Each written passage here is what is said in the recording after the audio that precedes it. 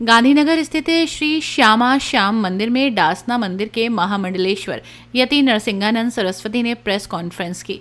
उन्होंने नेपाल में हिंदू भावनाओं को कुचलने का आरोप लगाते हुए कहा कि नेपाल का हिंदू जाग चुका है और उसे फिर से हिंदू राष्ट्र बनना होगा। साथ ही उन्होंने भारत को भी हिंदू राष्ट्र बनाने की मांग की। यति नरसिंहानंद ने विवादास्पद बयान देते हुए कहा कि एक बेटा पैदा करने वाली हिंदू महिला जो अपने बेटे का भाई पैदा नहीं करती, वो नागिन के समान है।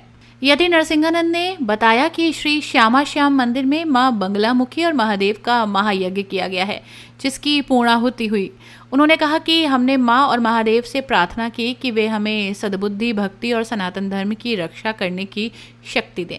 हमारी बेटियों, बेटों, परिवारों और वंश की रक्षा हो, मानवता और सनातन धर्म के दुश्मनों का समूल विनाश हो। उन्होंने मांग की कि सनातनी हिंदुओं का एक वैदिक राष्ट्र हो जहां एक भी मस्जिद, मदरसा या मुसलमान ना हो। उन्होंने कहा कि ये उनकी एकमात्र कामना है। यति नरसिंहानंद ने नेपाल के हालात पर कहा, नेपाल में हिंदू राष्ट्र खत्म होने के बाद विनाश की स्थिति बन गई थी। नेपाल को बचाने के लिए उसे फिर से हिंदू राष्ट्र बनना होगा। भारत को भी हिंदू राष्ट्र बनना चाहिए।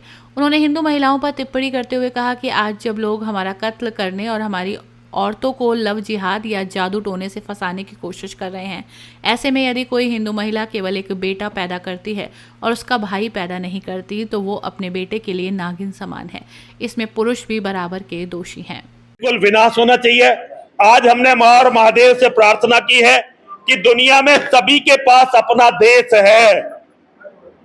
ईसाइयों के 100 से ज्यादा देश हैं, मुसलमानों के 57 देश हैं, बौद्धों के 8 या 9 देश हैं, यहूदियों का भी एक देश है, लेकिन हम 100 करोड़ हिंदू हैं और हमारा एक भी देश नहीं है।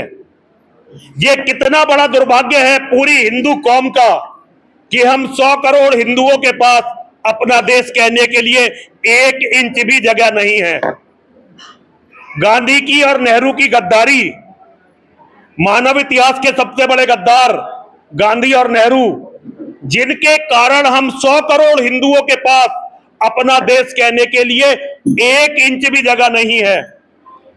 हम मां और महादेव से प्रार्थना करते हैं कि मां और महादेव हमें भी हमारा एक देश दें, हमें हमारा एक ऐसा देश दें जहां ना एक भी मस्जिद हो, ना एक भी मदरसा हो और ना ही एक भी मुसलमान हो।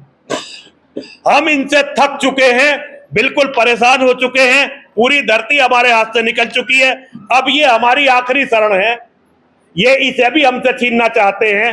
हमारी बस अपनी मां और महादेव से यही प्रार्थना है कि मां और महादेव हमारी रक्षा करें, हमारे बच्चों की रक्षा करें और ऐसे लोगों का जो मानवता के शत्रु हैं, सनातन धर्म के शत्रु हैं, उनका समूल विनाश करें। के स्वाभिमान को कुचलने लगते हैं तो जनता खड़ी हो जाती है और उसमें कई विदेशी कारक भी हो जाते हैं।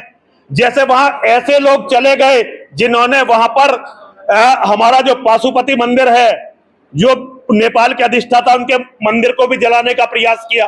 तो जनता की आकांक्षाओं में जनता के दुश्मन मिल जाते हैं और ऐसी घटनाएं होती हैं। दुनिया भर के नेताओं को ऐसी घटनाओं से सबक लेना चाहिए। उन्हें जनता की भावनाओं का ध्यान देना चाहिए, जनता की भावनाओं को समझना चाहिए और बहुसंख्यक समाज की धार्मिक भावनाओं को इस तरह नहीं कुचलना चाहिए कि जैसे चींटी, जब चींटी कुचली जाती है तो वो भी काटने के लिए खड़ी हो जाती है। आज हिंदू समाज की स्थिति ऐसी हो गई चींटी की तरह, अब हमें भी काटने के लिए खड़ा होना पड़ेगा।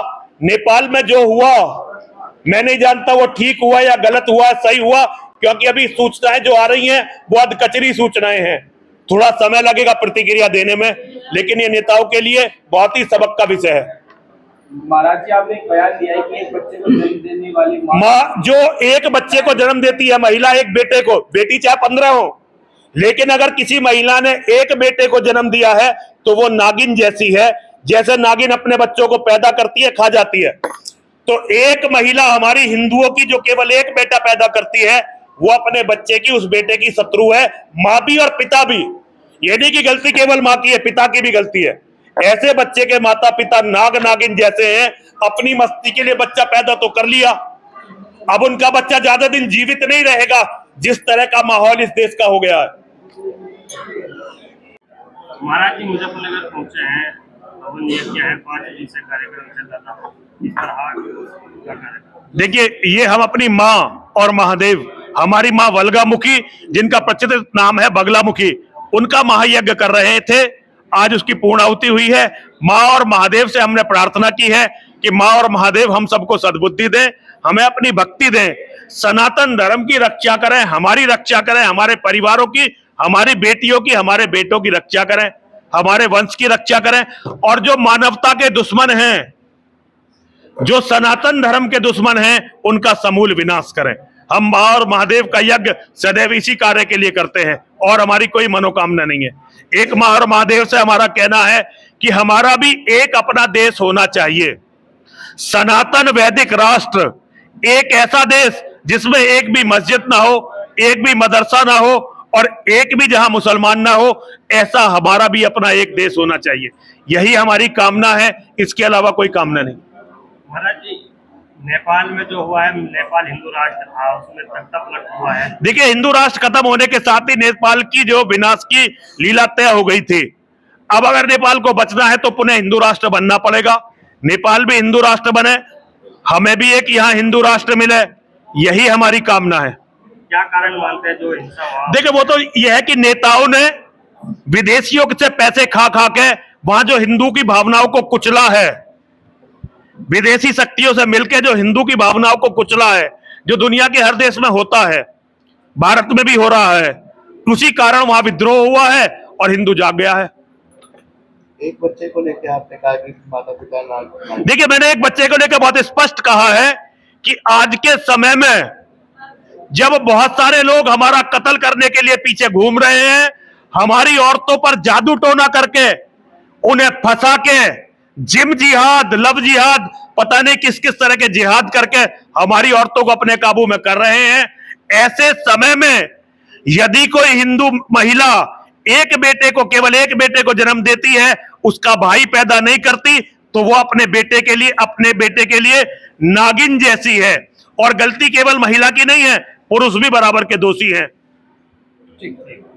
अपनी राय हमें कमेंट में ज़रूर बताएं और ऐसे ही लेटेस्ट अपडेट्स के लिए हमारे चैनल रॉयल बुलेटिन को लाइक, शेयर और सब्सक्राइब करना ना भूलें।